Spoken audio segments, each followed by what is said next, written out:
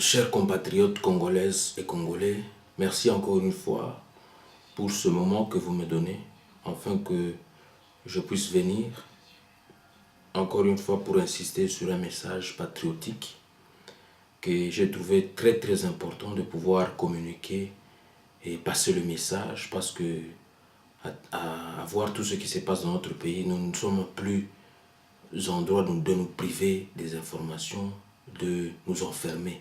Mais c'est le moment de dénoncer, c'est le moment de mobiliser, de sensibiliser toujours nos compatriotes qui sont éparpillés à travers le monde entier, de faire un peu vendre et de plaider notre cause qui est juste, qui est vraiment noble.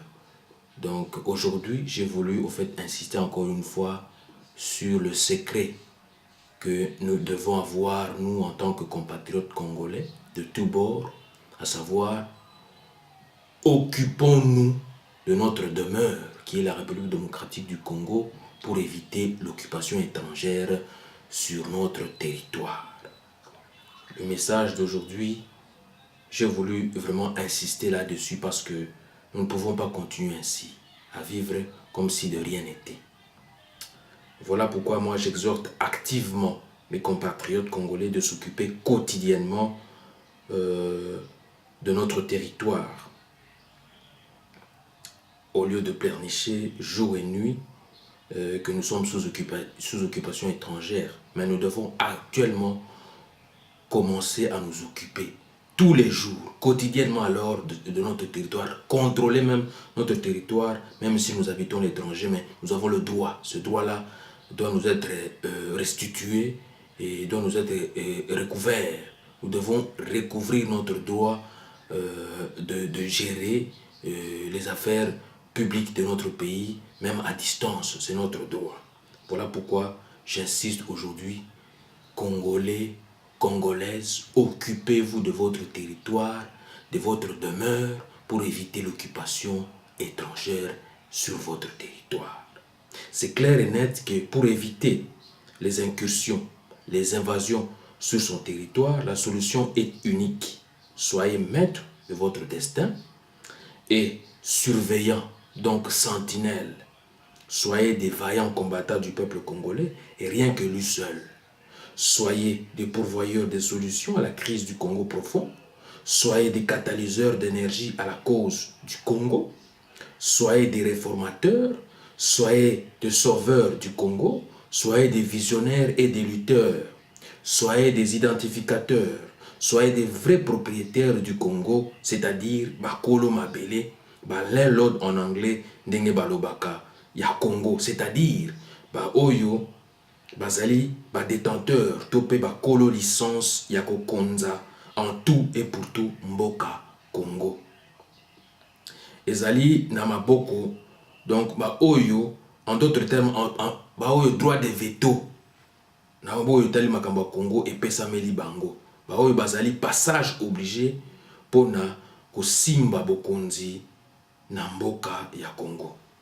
Donc malgré les multiples privations et contraintes, notamment la pénurie alimentaire, la peur des dénonciations anti-valeurs dans notre pays, la République du Congo, les dépossessions de tout genre, des biens privés, agressions à l'est du pays, chômage populaire qui bat son plein à travers tout le pays, nous n'allons pas nous couler dans le désespoir pour longtemps encore sans réagir. Il existe toujours une issue à pouvoir résister jusqu'à la fin. Pouvez-vous me dire dans quel pays ou milieu où l'on offre une terre, où on offre même l'espace, ou dans quel marché l'on vend une nation ou un pays pour que nous vous laissions la République démocratique du Congo? N'est-ce pas dans nos repas? Chaque femme tâche toujours de préparer à manger pour sa famille d'abord, avant toute autre activité. Faites le constat. Dans une parcelle à 10 locataires, voyez-vous, qui peut permettre à un intrus de venir s'approprier ses biens sans sa permission? La réponse est simple. Eh bien, personne, alors personne. C'est pour dire que pour sa terre sacrée, l'on doit toujours répondre à l'appel pour faire sa défense. C'est de notre devoir d'apporter une lutte politique et morale contre la dictature, contre le racisme et la déportation qui sévit dans l'est de notre territoire, car il y a des peuplements de nos compatriotes victimes de viols, des crimes contre l'humanité, de génocide et tant d'autres crimes insupportables. Alors il est impératif qu'une réaction nationale soit de mise contre l'occupation étrangère. Nous devons nous dépasser. Si nous voulons réellement mettre fin à l'occupation, nous devons continuer à contrôler et à gérer notre pays, même nous qui habitons l'étranger, de loin. À savoir qui travaille à l'ambassade, à savoir qui sont là. Sont-ils des Congolais ou pas? Des sit-ins dans nos ambassades, c'est très important. Parce que nous ne pouvons pas laisser notre parcelle à n'importe qui pour occuper cela. Voilà pourquoi le message d'aujourd'hui, j'ai voulu tourner ça autour de occupons-nous de notre territoire pour éviter toute incursion, toute invasion étrangère en vue de l'occupation de notre territoire.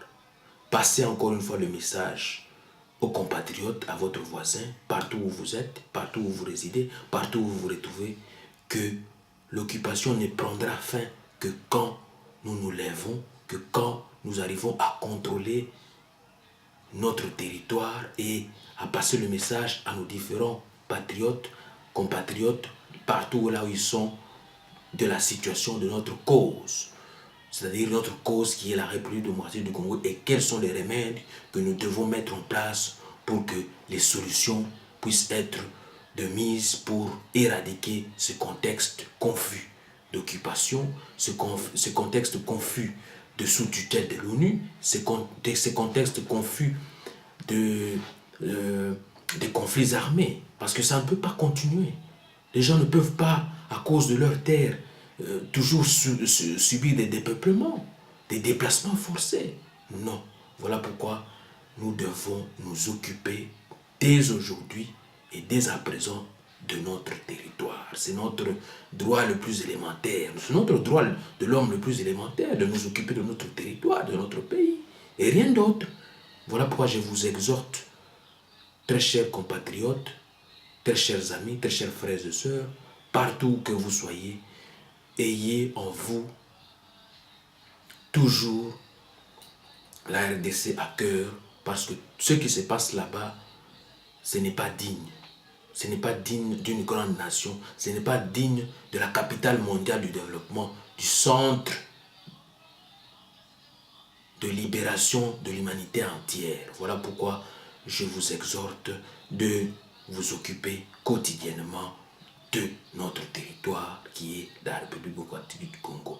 Je vous remercie. Bien à vous, bienvenue Massamba, membre du Parlement de la diaspora congolaise.